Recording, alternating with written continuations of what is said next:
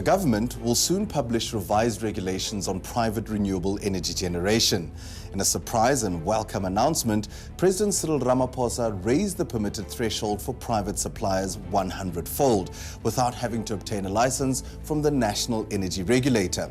It's a highly significant move that could relieve Eskom from the impossible pressure of keeping the economy from collapsing.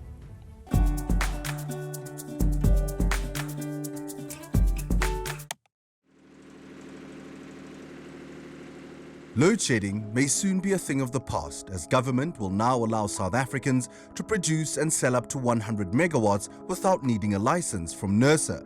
Private citizens or companies can erect various plants of 100 megawatts each. The President's announcement on the amendment of electricity regulation brings great relief to an industry in crisis.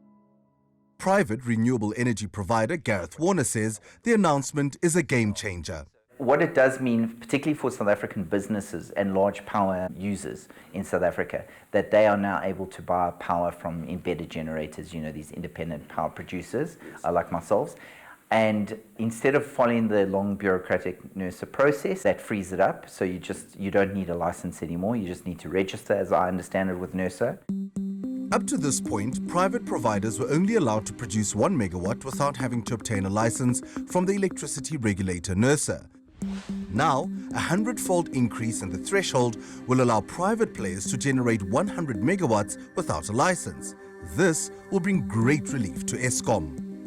While struggling to keep the lights on, Eskom's capacity to repair its power stations lagged behind, resulting in load shedding. If the private sector can assist in helping to carry the burden of South Africa's electricity supply, the state-owned enterprise may be able to resurrect its derelict plants. Currently, Eskom's coal-fired power stations carry a gigantic load, according to Chief Economist of the Minerals Council South Africa, 𝗃𝗃𝗃𝗃𝗃. Our evening peak are massive. It's virtually a power station or two that we need extra in the evening. And this relief is virtually, I mean, the numbers that we hear is in the order of 5,000 megawatts. This is a power station. The new regulation will mean that if private companies or individuals set up 50 plants of 100 megawatts each, the strain on the national grid can be relieved, which means more electricity will be freed up. This is because large industries like mines pull massive volumes of power from the national grid, and additional electricity will therefore bring much needed relief. Many of the mining companies are using 200-300 megawatts. So this is not really to replace Eskom at all. We can't replace Eskom. But it's to give us a 20 or 30% margin. If a license is not required to erect power plants up to 100 megawatts, private companies may erect various such plants. But just how much power is 100 megawatts? As a rule of thumb, I would say 100 megawatt plants would equate to about 80 to 100,000 homes. If we take Soweto as an example, that's about 350,000 homes in Soweto. So you're looking at 3 to 4 of those large-scale 100 megawatt solar plants to provide power to a suburb or city of that size. Experts say more electricity will result in overall economic growth. New businesses have to get energy approvals to operate. This could take years, says Joanne Dean, Vice Chair of the South African Renewable Energy Council.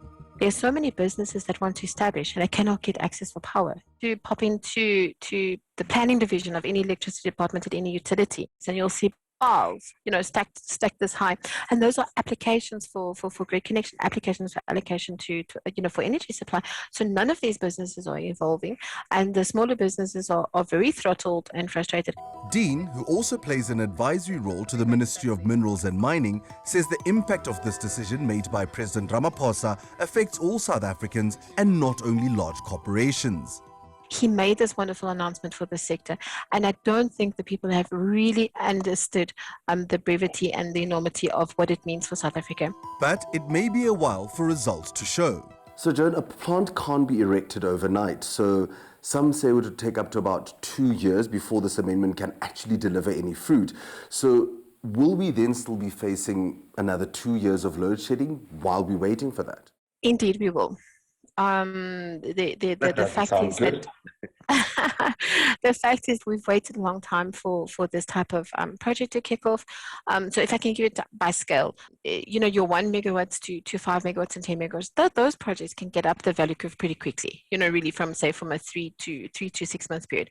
So you might encourage that C&I space and that smaller space to really rock it.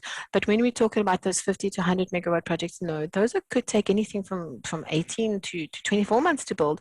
Dean says there are renewable plants able to deliver up to 5,000 megawatts, ready and waiting in the pipeline. South Africa has the climate and space to allow the development of green energy. Agricultural economist 𝗀𝗃𝗍𝗂𝘶 says many farmers will come to the party. The ability is there given that there is a vast land where these energy plants can be set up, but moreover, and which is more important, there's also private capital that is readily available to build these plants that will alleviate the pressure from Eskom. Although the new regulations will not allow surplus electricity to be pumped back into the Eskom grid, the additional energy may result in opening the economy to create more jobs. 𝗀𝗃𝗍𝗶𝗴𝗶 says various mining employment opportunities are pending and may now come to fruition. We think there are between 30 and 40 billion rand worth of mining projects, other projects, not energy projects, in the pipeline. If the electricity constraint disappears over time, and the quicker it happens, the quicker those projects will, then you're talking virtually the combination of the energy and the mining investment. And that's the only way we can create more employment, is by actually expanding mining activity. Another benefit is massive savings on utility costs for large corporations. If we buy the latest technology and install that, it's in the order of 60 cents a kilowatt hour.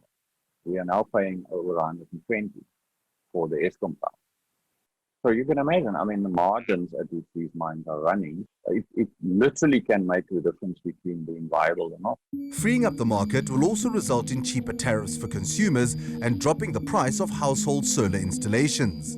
Remember with cell phones above other technologies, when the cell phones first came out or your model is launched, it's hell of expensive, and then it comes down as soon as there's bulk sales.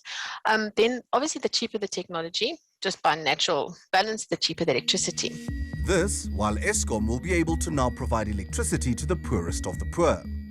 15% of South Africa has never been electrified by Eskom. The new regulation may mean that rural areas will have light for the first time in history.